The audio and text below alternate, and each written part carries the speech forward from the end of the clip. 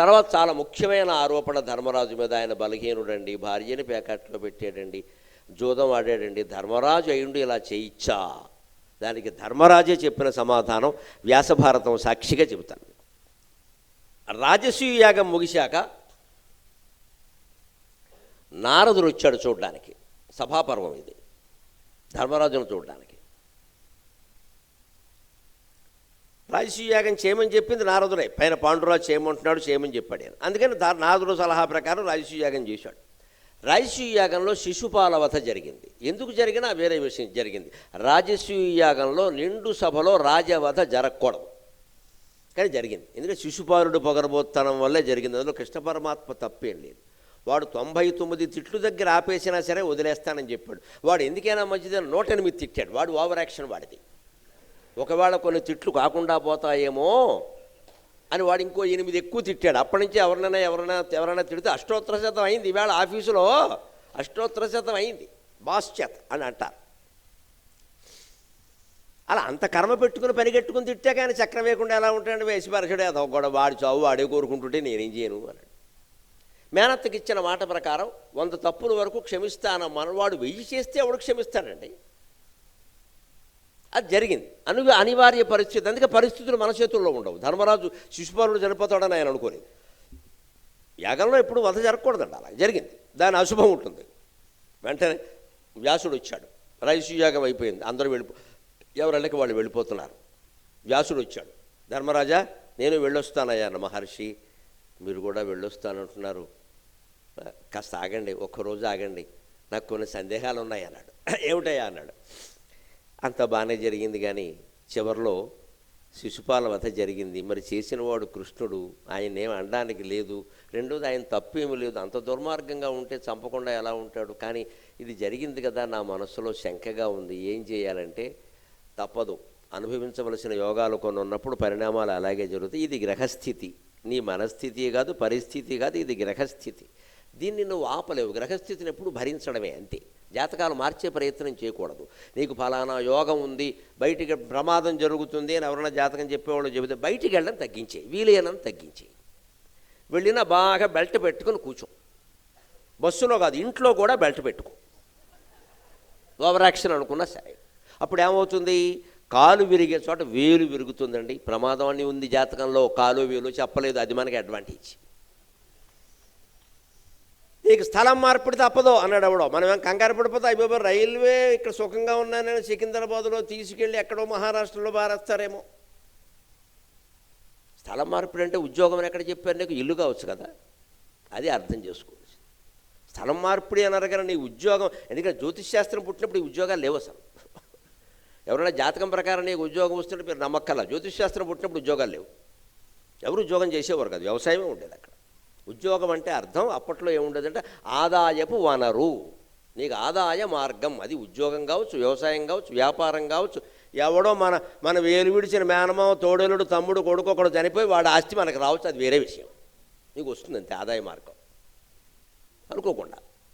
అలా జాతకాన్ని మనం తట్టుకోవాలి. కానీ ప్రారబ్ధాయ సమర్పితం స్వవపు అని ఈ శరీరాన్ని ప్రారబ్ధ కర్మకు అప్పగించాలి తప్ప దాన్ని మార్చే ప్రయత్నం చేయకూడదు. మార్చలేమని వాళ్ళే చెప్తున్నారు కదా. మరి మళ్ళీ మధ్యలో ఏంటంటే ఆ పూజలు ఈ పూజలు దోషాలు, చేతి నిండా తోరాలు కట్టేసి దేనికిది? ఇదంతా మన పిచ్చి నమ్మకం, ఆత్మవిశ్వాసం పోగొట్టుకోవడం అంతే. ఈ తోరం మీద ఉన్న నమ్మకం మన మీద మనకు లేదు. ఇక్కడ అవి తగ్గించాలి. ఆత్మవిశ్వాసం పెంచుకోవాలి, పరమాత్మ విశ్వాసం పెంచుకోవాలి. ఈయన తెలివితేటలతో మంచి నైపుణ్యం సాధించాడు. ఎక్కడ దెబ్బతున్నాడు? ఎట్టి పరిస్థితుల్లో హింస చెయ్యకూడదు, అతి స్థిర ధర్మమూర్తి. గమనించండి, హింస జరగద్దు, యుద్ధం జరగద్దు అని ఆయన నిర్ణయం ధర్మరాజుకి. ముందే జీవితాన్ని గురించి అలా నిర్ణయాలు తీసుకోకూడదు. ఒక్కొక్కసారి మన శత్రువు ఎలా ఉంటాడు అంటే వద్దన్న కత్తి మన చేత పట్టిస్తాడు. వాడి కర్మ పట్టుకోవడం, వేసేయడం అంతే లెక్క. వాడి జాతకం పోకపోతే మనం ఏం చేస్తాం? కానీ ధర్మరాజుకి ఏంటంటే పరమశాంతి, అతి స్థిర ధర్మమూర్తి అన్నాడు కదా. వద్దు. వ్యాసుడు చెప్పాడు, భయంకర యుద్ధం జరుగుతుంది, 12 ఏళ్ళు నువ్వు కష్టాలు పడతావు. రాజసూయాగం చేసిన ప్రతివాడు పడ్డాడు. యోగ వాసిష్టం చదువుకో, లవణరాజు అనే రాజు పడ్డాడు, ఎంతోమంది పడ్డారు, రామచంద్రమూర్తి పడ్డాడు, నువ్వు పడ్డా, అందరూ పడతారు. 12 ఏళ్ళు కష్టాలు వస్తాయి, తట్టుకో. తప్పించుకునే ప్రయత్నం చేయక తట్టుకునే ప్రయత్నం చేయి. వ్యాసుడు నిజాలు చెబుతాడు. అంచేత వస్తుంది, తప్పదు. తర్వాత భయంకర యుద్ధం వస్తుంది, అది కూడా నువ్వు తట్టుకోవాలంటే అప్పటికి ధర్మరాజు అడిగాడు, యుద్ధం రాకుండా ఏం చెయ్యాలి అన్నాడు. ఏం లేదు, యుద్ధం చేయడమే మార్గం అన్నాడు. మన వాడికి ఎక్కదగా వ్యాసుడిని అలా వెళ్ళనిచ్చి ఆర్టీసీ బస్సు ఎక్కే వరకు ఆయన ఎక్కించి టాటా చెప్పేసి ఇంటికి వచ్చాక యుద్ధం జరగదు. ఇదే మనిషి పౌరుషంతో చెడగొట్టుకోవడం జీవితానంటే ఇదే. యుద్ధం జరుగుతుందని ఆయన చెప్పినప్పుడు నీ అంతటి నువ్వు యుద్ధ ప్రయత్నం చేయకుండా వచ్చే యుద్ధాన్ని ఎదుర్కొందుకు వీలుగా సైన్యాన్ని సమీకరించుకోవాలి, బాంబులు తయారు చేసుకోవాలి, కానీ శాంతి మార్గాల కోసం ప్రయత్నం చేయక జరగదు అది. అందుకే అబ్దుల్ కలాం లాంటి మహానుభావుడు అగ్నిక్షిపణిని కనిపెట్టినప్పుడు మనకి చెప్పింది ఏమిటంటే, ఇది శత్రువుల మీద పనిగట్టుకుని ప్రయోగించడానికి కాదు, శత్రువులు ప్రయోగిస్తే తట్టుకోవడానికి అని చెప్పాడు ఆయన. అందుకోసం మనకు ఆయుధాలు ఉండాలి. మా దగ్గర ఆటం బాంబులు ఉన్నాయి, మా దగ్గర అగ్నిక్షిపణ ఉంది అని బెదిరించడానికైనా ఆయుధం ఉండాలి కదండి. వాడు అగ్నిక్షిపణ పాకిస్తాన్ వాడు వేస్తుంటే మనం మంత్రం చదువుకుంటాం, మేము ఇక్కడ అంతా శాంతమూర్తిలో అంటే మొత్తం ఇండియా పట్టుకుపోతాడు వాడు. ఎలా కుదురుతుంది? ఇదే ధర్మరాజులో వ్యతిరేక లక్షణం. అది జాతకం వల్ల వచ్చేసింది ఆయనకి. ఇంకా దాన్ని ఇంకా అతిస్థిరం చేశాడు నన్నయ్య గారి భాషలో. యుద్ధం రావద్దన్నాక ఆయన ఏ నిర్ణయం చేసుకున్నాడంటే, ఎవరికీ చెప్పకుండా ద్రౌపదికి కానీ ఇతర పాండవులకు కానీ చెప్పకుండా ఆయన చేసుకున్న నిర్ణయం ఏంటంటే, యుద్ధం ఎవరితో వస్తుంది? అప్పటికే లక్క ఇల్లు కారణంగా రకరకాల చికాకుల వల్ల ఉన్న వ్యవహారాల వల్ల కౌరవులతోనే యుద్ధం వస్తుంది, ఇంకెవరితో రాదు. అందుకని ధృతరాష్ట్రుడు కానీ దుర్యోధనుడు కానీ ఏం చెబితే దానికి అంగీకరిస్తే యుద్ధం ఉండదు కదా. ఇదో అజ్ఞానం. ఇది ధర్మరాజు నుంచి మనం నేర్చుకోకూడదు. ఇది ఏం చెబితే అది ఒప్పేసుకుందాం.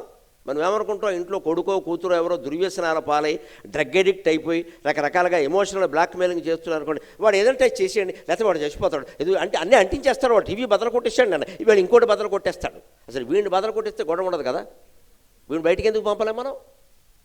వాడు ఏదంటే చేసాడు, వాడు మొండి వెధవ, వాడు మన మాట వినడు. ఆ మొండి వెధవకి మొండిగానే సమాధానం చెప్పాలి. వాడి మాట మనం వినడం మొదలు పెడితే మొత్తం ఇల్లంతా నాశనం చేసేస్తాడమ్మా. యాప్లు పెట్టి లోన్లు చేసి తండ్రిని జైలుకి పంపిస్తాడు.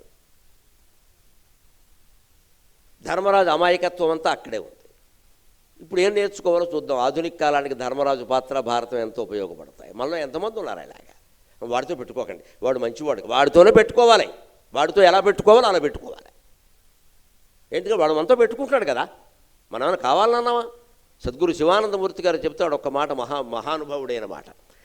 యుద్ధానికి మనం ఎప్పుడూ కారణం కావద్దు, కానీ యుద్ధమే వస్తే మొదటి బాణం మనమే వెయ్యాలి. మొదటి బాణం వేసే అవకాశం శత్రువుకి ఇస్తే మనం ఇంకా ఉండం, బాణం వేసే అవకాశం ఉండదన్నాడు. యుద్ధమే వస్తే మొదటి బాణం మనమే. అందుకే ఆశ్చర్యం, వ్యాసభారతం చదివితే అర్థమవుతుంది. మొదటి రోజు మొదటి బాణం ఎవరు వేశారో, ఎవరి మీద పడిందో తెలుసా? యుద్ధానికి ప్రధాన కారణమైన దుర్యోధనుడి మీద భీముడు మొదటి బాణం వేశాడు. భీష్మ పర్వం మొదటి రోజు భగవద్గీత అనంతరం జరిగిన మొదటి రియాక్షన్ అదే. సరిగ్గా అలా రాశాడు వ్యాసుడు గారు, చెప్పాడు. మొదటి బాణం భీముడు వేశాడు. ఎవరి మీద వేశాడు? దుర్యోధనుడి మీద వేశాడు. మరి కారణం వాడే కదా. ఊరికే సైన్యాన్ని చంపుకుంటే ఉపయోగం ఏంటండి? నేరుగా భీముడు ఇలా రాగానే ఇదంతా ఎందుకో గోల, దుర్యోధనుడు ఎక్కడ ఉన్నాడు అక్కడ పోనే అన్నాడు. విశోకుడు ఆయన సారథి తీసుకెళ్ళాడు. అంతే. వాడు అరే రారా, నువ్వు నేను తేల్చుకుందాం. అది భీముడు దమ్మంటే, అది నువ్వు నేను తేల్చుకుందాం, రారా, వీళ్ళంతా ఎందుకు ఎక్కడ? సైనికులను చంపడం అన్యాయం కదా, నీకు దమ్ముంటే అన్నాడు. వాడు వచ్చాడు, వాడి మీద వేశాడు. అక్కడి నుంచి తర్వాత ఏమో జరిగే వేరే విషయం. అది జరిగే శివానందమూర్తి గారు అన్నమాట. మొదటి బాణం మనమే వేయాలి. శత్రువుకు బాణం వేసే అవకాశం ఇచ్చేవరకు మనం ఉండం. ఇక్కడ ఇంకేం వేస్తావు? జపం చేసుకోవాలి ఇక్కడ. తర్వాత అదినమే ఇంకేముంది? కానీ యుద్ధానికి మనం ఎప్పుడు కారణం కాకూడదు. యుద్ధానికి పాండవులు కారణం కాదు. పాండవ కౌరవ యుద్ధం జరిగింది అనద్దు. కౌరవులే యుద్ధం చేశారు, పాండవులు యుద్ధానికి కారణం కాదు. మనం భారతదేశంలో పుట్టినందుకు గర్వించాలి. 75 ఏళ్ల స్వతంత్ర భారతదేశం ఏనాడు ఎవరి మీద దాడి చేయలేదండి. భారతదేశం పవిత్ర భారతదేశం. పాకిస్తాన్తో యుద్ధం వచ్చినా, చైనాతో యుద్ధం వచ్చినా, కార్గిల్ యుద్ధం వచ్చినా, ఏదొచ్చినా వాళ్ళు పెట్టబట్టి వచ్చింది, కానీ మనం పెట్టలేదండి. అందుకే భగవంతుడి దేవాల అన్నిట్లోనూ మనమే గెలిచాం. మనం నిలబడ్డాం ఖచ్చితంగా. ధర్మానికి జయం ఎప్పుడూ ఉంటుంది. మనం నిలబడ్డాం. చైనాతో జరిగిన యుద్ధంలో కూడా వాడే తోక ముడిచాడు. ఆ పరిస్థితులు అలా వచ్చాయి. ఎందుకంటే మనం భగవంతుడిని నమ్ముకున్నాం, బాధ్యతను నమ్ముకున్నాం. ఇక్కడ ధర్మరాజు మాయలో పడి ఎట్టి పరిస్థితుల్లో దుర్యోధనుడిని, ధృతరాష్ట్రుడిని మనం ఏం చెప్తే అది అనేద్దాం. ధృతరాష్ట్రుడు ఏం చెప్తే అది అంటే ఏం చేశారు వాళ్ళు? ఈ మైసభ అయ్యాక వాడు అసూయపడి వెళ్ళి ఇంకో సభ ఒకటి అక్కడ కట్టేసి దానికి పిలిచాడు. పిలిస్తే నాకు ఖాళీ లేదనొచ్చు, సిక్ లీవ్ అనొచ్చు, రైల్వేలో సెలవు ఇవ్వరనొచ్చు, ఏదో చేయొచ్చు. వాడు ఎందుకు పిలుస్తాడా దుర్యోధనుడు? మళ్ళీ మోసం చేయడానికైనా? అబ్బాయి పెళ్లి కొడుకులా బయలుదేరి వెళ్ళిపోయాడు. ఇక్కడ పోనీ వెడితే వెళ్ళొచ్చు. అక్కడికి వెళ్ళాక వాడు జూదం ఆడమన్నప్పుడైనా జూదం ఆడటం ఏమిటి, దుర్వ్యసనం కదా జూదం, మనకు వద్దు అనొచ్చు కదా, నేను ఆడను అనొచ్చు కదా. బలవంతంగా ఎలా ఆడిస్తారండి ఎవరైనా? ఈయన మనస్సులో ఏం నిర్ణయించుకున్నాడు, వాళ్ళు ఏదంటే చేసేయాలి, వాళ్ళు లేకపోతే యుద్ధం చేస్తారేమో, అనవసరంగా హింస. భయపడి కాదండి, దయచేసి ధర్మరాజును అపార్థం చేసుకోవద్దు. ఆయన భయపడలేదు, మహావీరుడు ఆయన, తర్వాత చూస్తాం. ఆయన భయపడలేదు. బాధ గాంధీ గారి తత్వం. నేను అందుకే అంటాను, ధర్మరాజుకి మోక్షం వచ్చిందని భారతంలో చెప్పాల. ధర్మరాజే మళ్ళీ గాంధీ గారికి పుట్టాడు, అనుమానం లేదు. ఇంకో జన్మ ఉంది ఆయన. భీముడు మధ్వాచార్యులుగా పుట్టాడు, అది శాస్త్రమే ఒప్పుకుంది. భీముడు మధ్వాచార్యులుగా పుట్టాడు. అర్జునుడు సరే భక్త కన్నప్పగా పుట్టాడు. ఎందుకంటే పాండవులు ఎవరికి మోక్షం వచ్చినట్టుగా భారతంలో లేదు, మళ్ళీ జన్మలు వచ్చాయి. అర్జునుడు కూడా మోక్షం రాలా, మనలో అన్నమాట. కన్నప్పగా పుట్టి కన్ను అప్పగించాక వచ్చింది. ఎంత భగవద్గీత వింటే మోక్షం ఏమి రాదండి, భగవద్గీత వింటే ఆయాసం వస్తుంది. మనం వినడం పుణ్యం, చదవడం పుణ్యం, భగవద్గీత ఇంట్లో ఉండడం, ఈ పనికిమాలిన మాటలన్నీ మానయ్యాయి. నువ్వు భగవద్గీత చదువు, దాంట్లో ఒక్క శ్లోకమైనా తెలుసుకుని ఆచరించు. ఊరికి వినడం పుణ్యం ఏం వింటావు ఇక్కడ? పైగా శ్మశానంలో పెట్టుకుని వింటున్నారు, బుద్ధి లేకపోతే సరే. దాన్ని ఆచరించాలి. ఈ అమాయకత్వం ఉందే, యుద్ధం రానియద్దు. ఎందుకు యుద్ధం రానియద్దు? మన జీవితంలో మనమేనా అంతే. తగాదా వద్దు అని బానిస అయిపోతావా? తగాదా పెట్టుకో, నువ్వు పెట్టకు, వారు పెడితే తెలుసుకో, తెలుస్తుంది ఏమైంది. నువ్వు ధర్మానికి నిలబడ్డావా లేదా? అంతేగాని ఏమైనా సరే ఎవరితోనూ ఒక్క మాట అనిపించుకోవడం నాకు ఇష్టం ఉండదు. నీకు ఇష్టం లేకపోయినా వాళ్ళు అంటున్నారమ్మా అనే గట్టిగా నువ్వు కూడానే ఓ దెబ్బ వదిలిపోతుంది. తగాదా మనం పెట్టుకోవద్దండి, వాళ్ళు పెడితే దెబ్బలాడాలి, తప్పదు. ఇది వద్దంటే ఎలాగా? అదే ధర్మరాజులో ఉండే బలహీనత, అతిశాంతి కాముకత, అతి స్థిర ధర్మమూర్తి. అందుకే జూదమాడాడు, ఆ జూదంలో రెచ్చగొట్టేశారు. పైగా అనుమానం రావద్దా మాయ జూదం అని? ఎందుకంటే ప్రతి పందెము దుర్యోధనుడే గెలిచాడు. అలా ఎలా జరుగుతుందండి? పేకాట గురించి నాకు పెద్దగా తెలియదు, కానీ తెలిసిన పెద్దలు కొంతమంది ఉంటారు, నమస్కారం, అనుభవజ్ఞులు. కొన్నాట్లైనా గెలుస్తారు కదా, మరీ బొత్తిగా. ప్రతి పందెం వాడికి పడింది. ఎందుకు మాయ జూదం ఎందుకేం తెలుసా? చాలా తెలివైన వాడు శకుని. పేకాటకి ఆ పాచికలు ఎక్కడ తయారు చేస్తారు? పేకాట ఆడేవాళ్ళకి పేక ఎవరిస్తారు? ఆడేవాళ్ళు పట్టుకురారండి, క్లబ్ వాళ్ళు తయారు చేస్తారు. బాగా తలుపుతున్నారు మీరు. అది ఆ క్లబ్ వాళ్ళు తయారు చేస్తారు. ఈ క్లబ్ ఎవరిది? శకుని క్లబ్. ఇది Shakuni night club, day and night club. అందులో తయారైంది ఈ పాచికలు. ఈ పెద్ద మనిషి ఏం చేశాడు? వ్యాసభారతానికి నీలకంఠీయ వ్యాఖ్యలో ఉంటుంది. నీలకంఠ దీక్షితుడు గారిని మహానుభావుడు 1,00,000 శ్లోకాలకి భారతం వ్యాఖ్యానం ఆయన చెప్పాడు, మాయజోదం అంటే ఇదిరా బాబు అని.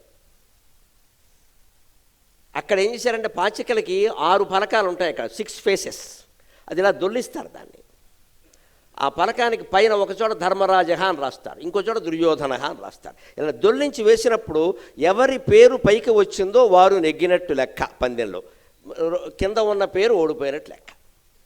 వీడు తెలివిగా శకుని ఏం చేశారంటే ముందే పాచికలు తయారు చేయించి దానికి పైన దుర్యోధనగా ధర్మరాజగా అని పేర్లు రాయించి, ధర్మరాజు పేరు ఉన్న ఫేస్ ఉంది ఉపరితలం, దానికి రంధ్రాలు సన్నగా వడ్రంగా చేత బాగా సన్న రంధ్రాలు చేయించి అందులో బంగారపు రజను, ఇనప తుక్కు, హైదరాబాదులో ఉండే డంపింగ్ యార్డ్లో చెత్తంతా అందులో తోశాడు. సన్న రంధ్రాలు. అది వాడి తెలివి. అందువల్ల ఏమైంది? ఎప్పుడు వేసినా ఆ పాచికల్లో ఇలా దొల్లించినప్పుడు బరువైన భాగం కిందకు ఉంటుంది, తేలికైన భాగం పైకి వస్తుంది. దుర్యోధనుడు పైకి వచ్చాడు, దుర్యోధనగా విజేత అనేవారు. మరి వాడు కాకపోతే ఇంకెవడవుతాడు? ముందే డస్ట్బిన్ తోసేశాక. ఇది గ్రహించుకోవద్దా? నీ చదువు దేనికి? అలోకం నిషితం శస్త్రం అనగానే గ్రహించేసావు కదా, పేకాట ఆడుతుంటే తెలియద్దా? ఎప్పుడూ మన తెలివితేటలు మనం సద్వ్యసనాల్లో ఉన్నప్పుడు పనిచేస్తాయి, దుర్వ్యసనాల్లో ఉన్నప్పుడు పని చేయవండి, మూర్ఖులం అయిపోతాం. అందుకే పేకాట, తాగుడు, డ్రగ్స్ ఇవేవి పనికిరవు. రకరకాల స్త్రీ పురుష వ్యామోహాలు. ఒక వ్యామోహంలో కాలేజీ కుర్రాడు పడ్డాడు అంటే వాడు ఇంకా చదువు ఎంత చెప్పినా చదవడు, ఎందుకంటే ఇంకా అమ్మాయే కనపడుతుంది వాడికి. పెళ్ళయి 6 నెలలు కాపురం చేసేవరకు ఆ అమ్మాయి దెయ్యమో దేవతో వీడికి అర్థం కాదు, ఎంత చెప్పినా వెంటవాడు. ఇక వాడిని కాలేజీ మార్పించడం, వీలైతే రాష్ట్రం మార్పు చేయడమే ఉపయోగం, ఇంకో మార్గం లేదు అక్కడ. అందుకని వాడికి గీతోపదేశం కుదరదండి, వాడు వ్యామోహంలో ఉన్నాడు. కామక్రోధ లోభమోహ మదమాశ్చర్యాల్లో ఏ వ్యసనంలో ఏ వ్యామోహంలో పడిన వాడికైనా తెలివితేటలు పనిచేయవు. ధర్మరాజు తెలివితేటలు అక్కడ పనిచేసి ఒక క్షణం పక్కకి పిలిచి లక్క ఇల్లు గురించి చెప్పగానే ఎస్ అండర్స్టూడ్ అన్నటువంటి పెద్ద మనిషి ఇదెందుకు గ్రహించలేకపోయాడండి? నీలకంఠ దీక్షితులు గారికి అర్థమైన విషయం ధర్మరాజుకి అర్థం లేదా? కొన్ని వేల ఏళ్ల తర్వాత భారతానికి వ్యాఖ్యానం రాసిన నీలకంఠ దీక్షితుల గారికి అర్థమైన విషయం ఆడిన ధర్మరాజుకి అర్థం కాలేదా? వ్యామోహంలో ఉన్నాడు. 4 ఆటలు ఆడేసరికి పౌరుషం వచ్చి ఏయ్ ఇంకా వై మధ్యలో మిరపకాయ బజ్జీలు టీలు వస్తున్నాయి, వెయ్యి ఇంకో దెబ్బై. ఇదే ఈ వ్యామోహంలో పడకుండా ఉండాలి. పడ్డాడు, అందుకే ఓడిపోయాడు. మొత్తం చివరికి ఎంతవరకు? అన్నదమ్ములు పెట్టే వరకు. దేవుడు మరీ దారుణం అండి. డబ్బు పెట్టిన వాళ్ళు ఉన్నారు, ఎవరో రాజ్యాన్ని పెట్టడం సమస్య కాదని నన్ను అడిగితే భార్యని పెట్టడం కంటే పెద్ద దోషం అన్నదమ్ములు పెట్టడం అండి. అన్నదమ్ములు ఎలా పెడతావు నువ్వు? భార్యకి ఇంకా తాళి కట్టు, నీకు ఆవిడికి ఇష్టమైతే పెట్టుకో, మాకు అనవసరం. అన్నదమ్ములు ఎలా పెడతావా? భీముడు అందులో పెడతావా? కూర్చుంటే చోటు కూడా సరిపోతుంది అక్కడ. ఏంటి బుద్ధి ఉందా? భీముడికి నువ్వేమైనా తాళి కట్టావా? నీకేమైనా బానిస? ఇంకా పోనీ భీముడు నీకు సొంత తమ్ముడు, అర్జునుడు నీ సొంత తమ్ముడు, చచ్చిపోయింది వాళ్ళ తల్లి మాద్రి, వాళ్ళిద్దరిని ఎలా పెడతావా? బుద్ధి లేదా? మనిషికి వ్యసనం వస్తే అలా కమ్మేస్తుందండి బుద్ధి. ఖచ్చితంగా మనం గ్రహించుకోవాలి. అందుకే తెలివితేటలు సరిగ్గా విద్య చదువుకున్నందుకు సూక్ష్మగ్రహణ శక్తి ఉన్నవాడు వ్యసనం కారణంగా నాశనం అయిపోయాడు. మనం ఆధునిక సమాజానికి ఇది ఉపయోగమా కాదా? తెలివితేటలు ఎప్పుడూ సద్వ్యసనంలో పనిచేస్తాయి, దుర్వ్యసనంలో పనిచేయవు. అంచేత నేను స్కూల్లో ఫస్ట్, కాలేజీలో ఫస్ట్ అంటే కుదరదు. దుర్వ్యసనాల్లో భ్రష్టు కాకూడదు. ఈ ఫస్టులన్నీ పోతాయి. అలాగా అతని జీవితం గడిచింది. అందుకని మాయలో పడిపోయాడు, ఓడిపోయాడు, వస్త్రాపహరణం జరిగింది. ఏం చేయాలి? మళ్ళీ ఈయనలో ఒక ఓవర్ యాక్షన్ ఏమిటి? పోని మాయలో పడితే పడ్డాడు. ద్రౌపది వస్త్రాపహరణం అంత ఘోరంగా జరుగుతుంటే, ఏమయ్యా పందెంలో ఓడిపోయామన్నారు, బానిసగా ఉపయోగించుకోవచ్చు, అవసరమైతే ఇల్లు ఉడిపించండి, బాత్రూములు గడిగించండి, అంతేగాని వస్త్రాపహరణం ఎలా చేస్తారు? భీమా ఈ సంగతి ఏమిటో చూసుకుంటే భారతం ఆ రోజుతో క్లోజ్. ఒక దెబ్బలో తొళ్ళ బయలిపోయింది. ఆ మాట అనలా. మాటకు కట్టుబడి ఉండాలి. పేకాటకు కట్టుబడ్డా మళ్ళీ మాటకు కట్టుబడతావు ఇక్కడ. ఇదే ఓవర్ యాక్షన్ అంటే. పేకాట ఆడటమే తప్పు, మళ్ళీ మాటకు కట్టుబడి ఉండడం ఏంటి? మాటకు కట్టుబడి ఒకటి. మా చిన్నప్పుడు మా ఫ్రెండ్ ఒకడు ఉండేవాడు. వాడు పేకాట ఆడితే కూర్చుని ఏం చేసేవాడు? కింద నుంచి మొక్క తీసేవాడు. అనుకోకుండా నేను కూడా ఆడానని చెప్పేశాను, అది విషయం. సరే కానివ్వండి, ఉన్న విషయమే కదా, ఏదో చిన్నప్పుడు ఆడుతాం. ఇలా తీసేవాడు కింద నుంచి, తీసి మొక్కలే. ఓసారి 2 సార్లు దొరకరా, ఓసారి దొరికాడు. నువ్వు కింద నుంచి మొక్క తీస్తున్నావు, మోసం చేస్తున్నావు. పేకాటే మోసం, అందులో అనేక మోసాలు జరుగుతాయి అన్నాడు. ఆ రోజుతో నేను ఆడడం మానేశాను. ఇంకా మొత్తం మోసం అయినప్పుడు ఇంకెందుకు? వాడన్నది నిజమే, పేకాటే తప్పు, మళ్ళీ అందులో తప్పులు వెతుకుతావేటి? గొంగట్లో అన్నం తింటూ వెంట్రుకలు వెతుకుతారా? నువ్వు కూడా మోసం చేసుకో అంతే అన్నాడు. ఇంక ఇందులో మోసాలే ఉంటాయన్నమాట. అంటే నువ్వు పేకాట ఆడడమే తప్పు, భార్యని తమ్ముళ్ళని పెట్టడం మరింత తప్పు. పైగా అక్కడ అన్నమాటకి కట్టుబడ్డాడని చెప్పి వస్త్రాపహరణం జరుగుతున్నా ఊరుకోవడం మరీ ఘోరం. అక్కడ ఊరుకోమని ఎవరు చెప్పలేదే. బానిస అంటే బానిసల చేత పని చేయిస్తారు. అందుకని మానభంగాలు చేస్తారా బానిసల్ని? పని చేయించండి, ఇల్లు ఉడిపించండి, ఏదో ఆవిడకి అవమానకరం పని ఏదో చేయించండి. అందుకని మానభంగం ఎలా చేస్తారండి? అది ఎలా ఊరుకుంటాడు భర్త? తాళి కట్టావు కదా, కట్టినప్పుడు ఏమన్నావు? సత్య ధర్మే చ అర్ధే చ కామే చ నాతి చరామని ప్రతిజ్ఞ చేసి, మరి ఆ మాట ఏమైంది? అందుకే ద్రౌపది చాలా తెలివిగానే తన్నోడి నన్నోడునో మున్ను తన్నోడి నన్నోడునో మున్ను నన్నోడి తన్నోడునో అన్నని వెరుగుది అని చెప్పవయ్య. ఆవిడ మహాసాధ్వి, గొప్ప విద్యావంతురాలు కాబట్టి ఆ ప్రశ్న వేసింది. ఇక్కడ నేను భార్య ధర్మానికి కట్టుబడ్డాను, ప్యాకెట్లో పెడితే పెట్టనివ్వండి, అది వేరే విషయం. అది అసలు ముందు తను ఓడిపోయి నన్ను తర్వాత పెట్టాడా, లేకపోతే నన్నే ముందు పెట్టి తర్వాత చాలా తెలివైన ప్రశ్న ఇది. ద్రౌపది బహుశా తెలుగు మీడియంలో చదువుకుంటుంది, నేను ఇంగ్లీష్ మీడియం చదివి అడిగాను. చాలా తెలివైన ఆవిడ. ఎందుకు ఆ ప్రశ్న వేసిందంటే, ముందే ధర్మరాజు ఓడిపోతే ఆ తర్వాత ఆయన్ని పెడితే ఓడిపోయిన బానిసకి తన భార్యని పెట్టే అధికారం లేదు, పెట్టకూడదు. ముందే భార్యని పెడితే అది మరింత తప్పు. ధర్మేచ అర్ధేచ కామేచ నాతిచరామి అని వివాహంలో ప్రమాణం చేశాడు. ధర్మకార్యాల విషయంలో కానీ, ఆర్థిక విషయాల్లో కానీ, కామ సంబంధమైన విషయాల్లో కానీ నిన్ను నేను అతిక్రమించను అని హిందూ వివాహాల్లో భార్య చేత భర్త చేత ఇద్దరి చేత ప్రమాణం చేయిస్తాను. ఇది ఆర్థిక సంబంధమా కాదా? పేకాట. మరి లోపలికి వెళ్ళి ద్రౌపదిని ఏమి నేను పెట్టమంటావా అని అడగాలి, విత్ పర్మిషన్ చెయ్యాలి. అక్కడ హరిశ్చంద్రుడు చేశాడండి. హరిశ్చంద్రుడు ఊరికే భార్య నమ్మేలేదు. ఆవిడే వచ్చి ఆయన ఆలోచిస్తుంటే ఏం చేయాలో తెలియక అలా కూర్చుంటే, ఏమండి మనం దంపతులం, మీకు కష్టం వస్తే నేను ఏ ఇంట్లోనో పాచి పని చేసుకుని బతుకుతాను, నన్ను పని మనిషిగా ఎవరికైనా అమ్మేసి మీ బాకీ తీర్చండి అని చంద్రమతీదేవి చెప్పిందమ్మా. అప్పుడే హరిశ్చంద్రుడు చేశాడు. అంతటి సాధ్వి ఆవిడ అప్పుడే చేశాడు. అంతేగాని హరిశ్చంద్రుడు తనంత తాను చేయలేదు. ఇక్కడ ఇక గత్యంతరం లేక చివరికి తనని తాను కూడా అమ్ముకున్నాడు ఆయన కాటికాపరగా. మరి ఆయన చేసిన పని ఏమిటి, ఈయన చేసిన పని ఏమిటి? ఈయన ఎవరు అనుమతి తీసుకున్నాడు? ఇక్కడ అన్నదమ్ముల అనుమతి లేదు, భార్య అనుమతి లేదు. ఒళ్ళు కొవ్వెక్కిని ఇష్టం వచ్చినట్టు ఆడేసి ఇక్కడ మళ్ళీ నేను ఆడిన మాటకు కట్టుబడ్డ. ఏం ఆడిన మాట? నువ్వు ఆడిన ఆటే తప్పు, మళ్ళీ ఆడిన మాట ఏమిటి ఇక్కడ? ఇదే ఓవర్ యాక్షన్ జీవితంలో. అతి స్థిర ధర్మ, అతి స్థిరంగా ధర్మానికి కట్టుబడి ధర్మమూర్తి అయితే చాలు, స్థిర ధర్మమూర్తి పర్వాలా, అంత అతి అవసరం లేదు కదా, సూక్ష్మంగా ఆలోచించాలి. అప్పుడు ప్రమాదం తప్పి ఉండేది. ఆ రోజు తెలిసేవాడు దుర్యోధనుడు, భీముడు. అలాగే ఇరుక్కుంటాడు అనవసరంగా. మళ్ళీ ఈయన తెలివితేటలు ఎక్కడ పని చేస్తాయి చూడు, ఓడిపోయాడు, అరణ్యాలకు వెళ్ళాడు, 12 ఏళ్ళు అరణ్యవాసం చేశాడు, హాయిగా శాంతంగా కూర్చొని దాన్ని బాగా వినియోగించుకున్నాడు.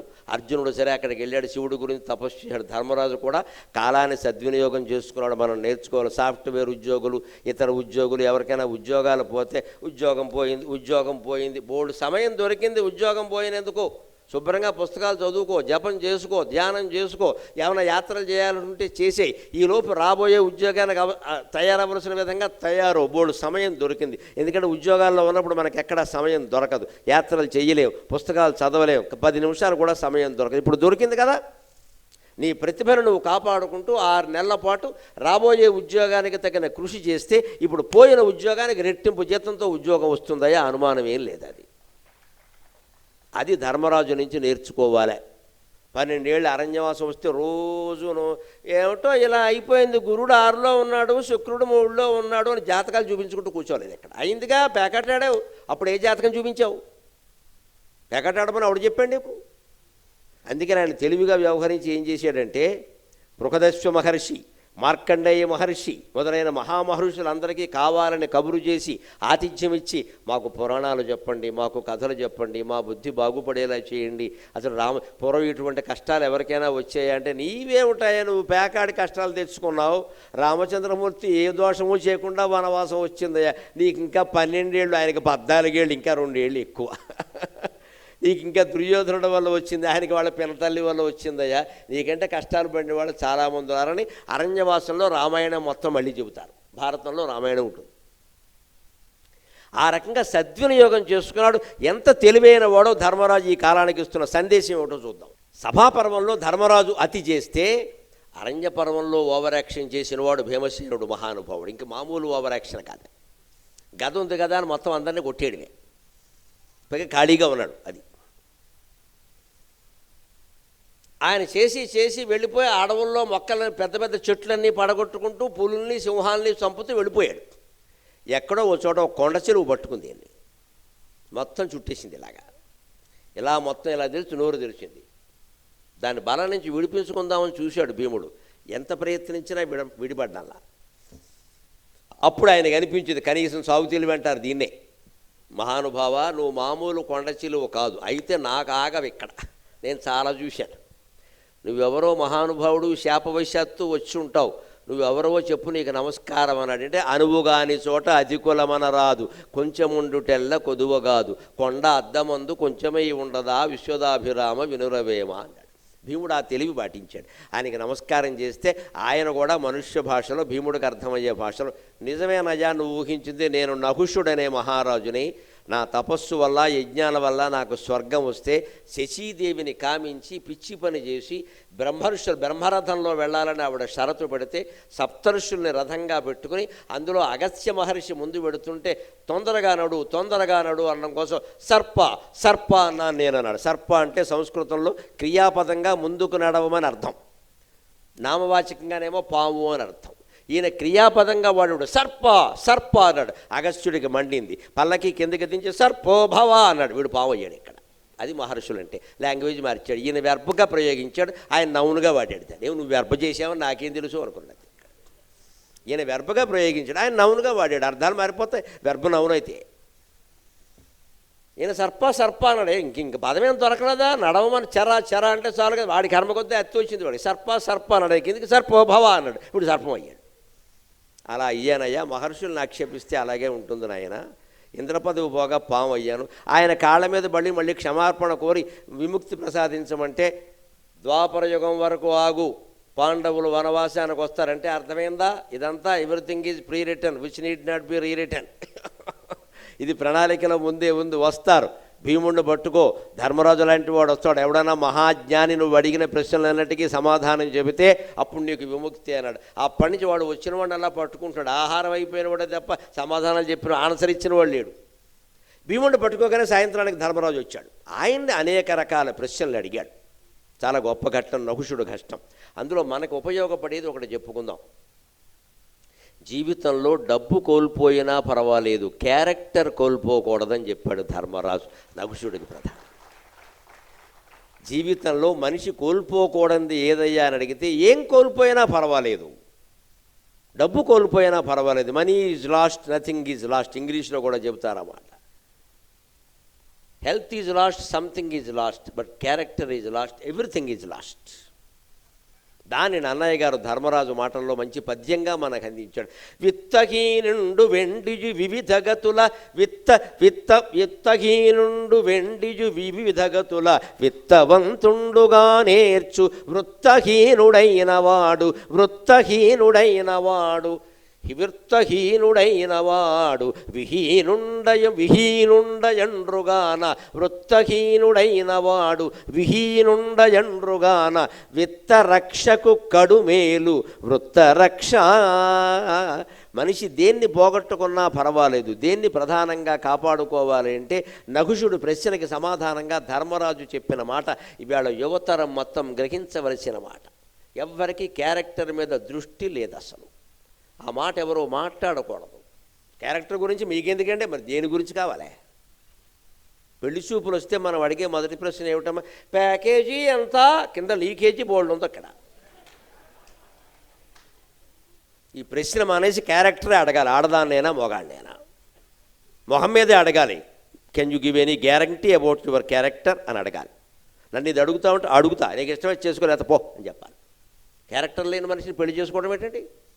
పైగా మనం ఎలా రాజీ పడిపోతుంది? ఈ రోజుల్లో మామూలే, విడాకులు కూడా మామూలే, అన్నీ మామూలే.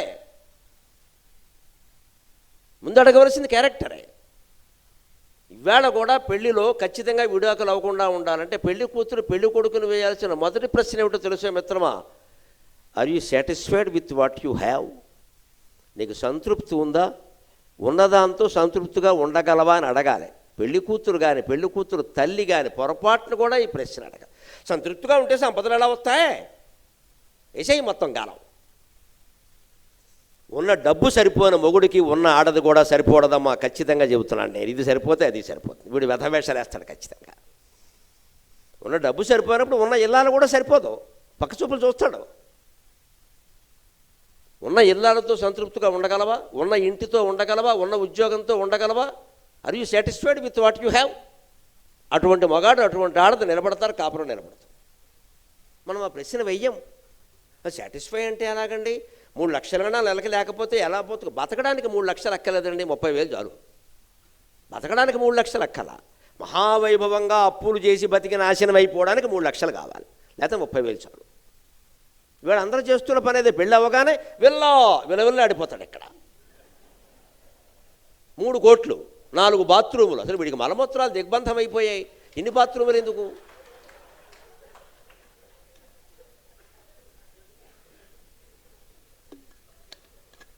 అసలు ఏమన్నా ఆ పని ఉంటే కదా. బిక్క చచ్చిపోయి అడుస్తున్నాడు అప్పులు తీర్చలేక. ప్రతి నెల 1వ తారీఖున ఇదివరకు జీతం వచ్చేది, ఇప్పుడు మెసేజ్లు వస్తున్నాయి. 10,000 cut, 20,000 cut, 2,000 cut, 4,000 cut, except hair cut, everything is cut. ఎందుకని? హెయిర్ కట్కి డబ్బులు లేవు. హెయిర్ కట్కి డబ్బులు లేవు. హెయిర్ కట్ ఏమన్నా ఇదివరకు అయితే 50 రూపాయలు 60 రూపాయలు. ఇప్పుడు అబ్బో అది పెద్ద పోస్ట్. దాన్ని హెయిర్ కట్ అంట కదా. మెన్స్ బ్యూటీ క్లినిక్, అది క్లినిక్. వాడు ఏమన్నా డాక్టరా? క్లినిక్ ఏంటండి? ఎంత విచిత్రమైన మెన్స్ బ్యూటీ క్లినిక్ అట. అంటే జుట్టు కత్తిరించడానికి క్లినిక్కా? ఏం లేదు, మన దగ్గర డబ్బులు కొట్టాడు ఆయనకి. గోల్డ్ కత్తిరిస్తాం, వెళ్లి కత్తిరిస్తాం, 5,000 లాగేస్తాడు. మళ్ళీ మనం ఎగ్గొట్టకుండా ఒక కార్డు ఇస్తాడు, నెలలో ఇక్కడికే రావాలి, అన్ని క్షవరాలు మీకే, మా దగ్గరే. 6 క్షవరాలు చేయించుకుంటే 1 క్షవరం ఉచితం. అదో పథకం. మేము పెళ్ళి అవ్వగానే ఇంత వైభవం అవసరం అమ్మా? ఆడపిల్లలు ముఖ్యంగా దండం పెట్టి కోరుతున్న ఆడపిల్లల తల్లులు కూడా ఈ పిచ్చి కోరికలు మానేయండి. పెళ్ళి అవ్వగానే సొంత ఇల్లు ఉండాల్సిన అవసరం ఏం లేదు. పెళ్ళి అవ్వగానే కారు కొనాల్సిన అవసరం ఏం లేదు. కనీసం పెళ్ళయిన తర్వాత 10 ఏళ్ల పాటు అద్దింట్లోనే ఉంటే వాళ్ళకి విడాకులు అవ్వండి. ఖచ్చితంగా సహనం అలవాటు అవుతుందండి. బాగా సహనంగా ఉంటారండి. ఎందుకంటే అద్దింట్లో ఉంటే యజమాని వచ్చి అడుగుతాడు, నీళ్లు పోస్తున్నారు జాగ్రత్త, మేకులు కొడుతున్నారు జాగ్రత్త, కింద అడుగుతాడు. అలా అడగాలి. అడిగే మనిషి అమ్మా నాన్న లేరు కదా, అద్దింటి వాడైనా ఉండాలి కదా. నో, ఐ డోంట్ నీడ్, నాకు కుదరదు, ఎవరు నన్ను అడగడానికి వీళ్ళ. అంత స్వతంత్రం అవసరం అండి? ఒళ్ళు పొగరు. పెళ్ళి అవగానే ఇల్లు కొనేయాలి. అది కూడా 4 కోట్ల విల్ల, మామూలు ఇల్లు కాదు. ఇక్కడ తాజ్మహల్ సరిపోదు. తాజ్మహల్ వాడు జనం సొమ్ముతో కట్టాడు, ఈఎంఐలు పెట్టి కట్టలేదు వాడు షాజహాన్. మనం ఈఎంఐలు పెట్టాం కదా, ఇది ఎవడు కడతాడు? షాజహాన్ కట్టడే. మనం ఇక్కడ జాగ్రత్త పడాలి. అందుకే ధర్మరాజు చెబుతున్నాడు, విత్తహీనుండు వెండు వివిధ గతుల విత్తవంతుండుగా నేర్చు. డబ్బు పోతే ఏదో ఒక రకంగా మళ్ళీ డబ్బు సంపాదించుకోవచ్చు, కానీ వృత్తహీనుడైన వాడు విహీనుండయండ్రుగాన. క్యారెక్టర్ కనుక ఒకసారి కోల్పోయాము అంటే, శీలం కోల్పోయాము అంటే, మనకి చెడ్డ పేరు వచ్చింది అంటే, ఆ అబ్బాయి మంచివాడు కాదు, ఆ అమ్మాయి మంచిది కాదనే మాట మన కుటుంబ సభ్యుల మధ్యలో, బంధువుల మధ్యలో వచ్చింది అంటే నాశనం అయిపోయినట్టే జీవితం.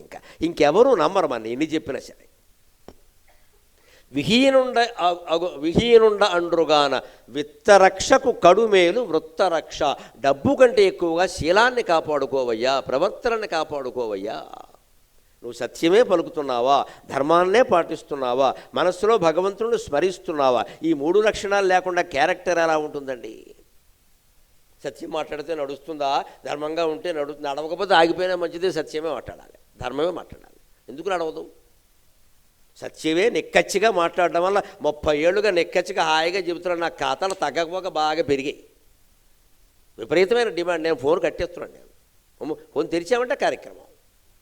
అంటే చాలామందికి నచ్చకపోవచ్చు వెంటనే, కానీ సత్యం సత్యం నీ హృదయాన్ని వెంటాడుతుంది మిత్రమా, నీ హృదయాన్ని వెంటాడుతుంది. అందుకని నీకు నచ్చినా నచ్చకపోయినా గరికిపాటి మాట వెనక తప్పదు నువ్వు ఖచ్చితంగా. అది సత్యం, అంతే. నువ్వు ఒప్పుకోవడంతో నాకు నిమిత్తం లేదు. ఇక్కడ అందరికీ నచ్చేలా మాట్లాడాల్సిన కర్మ నాకేం లేదు. ఇక్కడ అది కర్మ అంటారు. ఎందుకు నచ్చేలా మాట్లాడటం? ఏది నిజమో అదే మాట్లాడతాం. మళ్ళీ పిలిస్తే పిలిచారు, లేతలేదు. అయినా పిలుస్తూనే ఉన్నారు. చెప్పారు కదా, 7వ సభ, ఇది 8వ సభ, 80 సభలు జరుగుతాయి నాకు తెలుసు.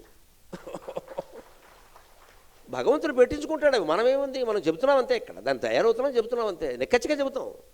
నువ్వు ఎవరిని ఏం బతిమాలేదు ఏం లేదు. ఇక్కడ గుచ్చుకునే మాటలు ఉంటాయి, విచ్చుకునే పువ్వులా ఉండవు. కుదరదు. నీకు ఇష్టమైతే వెళ్ళేది మానాయి. మరి అయినా కానీ పైన వింటున్నారు, కింద వింటున్నారు, నిలబడి వింటున్నారు, ద్వారాలన్నీ కిక్కిరిసిపోయినాయి అంటే ఖచ్చితంగా మీరంతా సత్యానికి, ధర్మాన్ని వినడానికి ఇష్టపడుతున్నారమ్మా. చాలు, ఇంకేం అక్కర్లేదు. చాలు. ముందు నువ్వు ఇష్టపడితే తర్వాత దానికి సంబంధించిన ఆచరణ ఉంటుందండి. ఒకసారి ఆచరించమంటే అలాగా. అందుకని దానికంటే ఇది ముఖ్యంగా